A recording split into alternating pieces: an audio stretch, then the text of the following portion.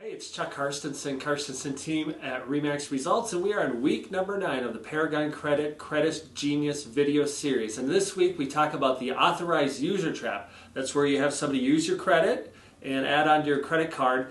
Some of the pluses of that, but more about the risk and how it affects your credit. So you better check out this video. Hello, and welcome back to the Credit Genius U Credit Education series.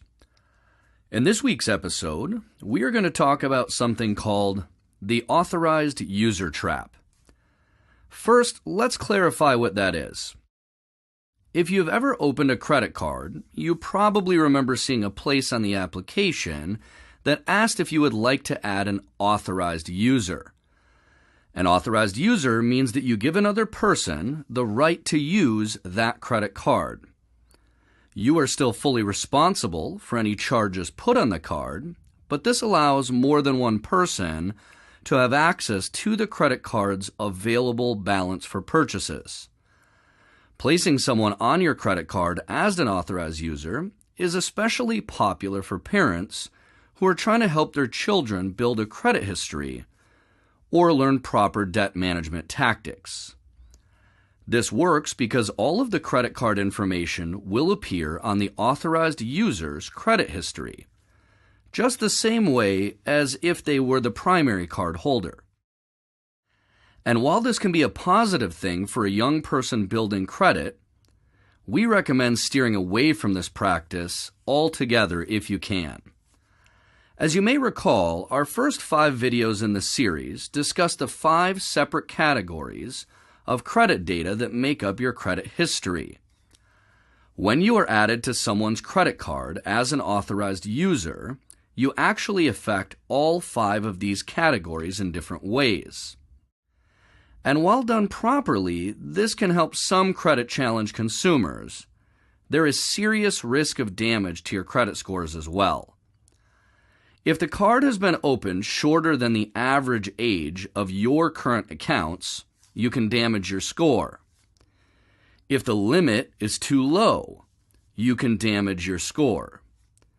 If the primary cardholder misses or is late on a payment, you will see damage to your credit score just as if it were your own credit card and you had missed the payment yourself.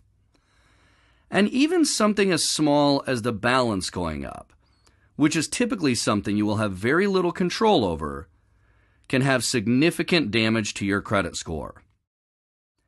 The main concern here is that because this isn't your credit card, you have very little control over how it is managed in the future. For this reason, we recommend that you get a credit card in your own name. Not only can you use it to increase your credit score, but you will also have peace of mind in knowing that since you always have control over what happens to the card, you will have no concerns about damage to your credit scores without your knowledge. There are certain rare instances where adding yourself as an authorized user can be effective. But before you do so, we recommend that you speak to your credit repair professional for a better understanding of the risks involved based upon the specifics of your situation. Well, that's all for this week's episode. We will see you next week for another episode of the Credit Genius U Credit Education series. Until then, thanks for watching, and remember that with a little bit of work and our help, you too can be a credit genius.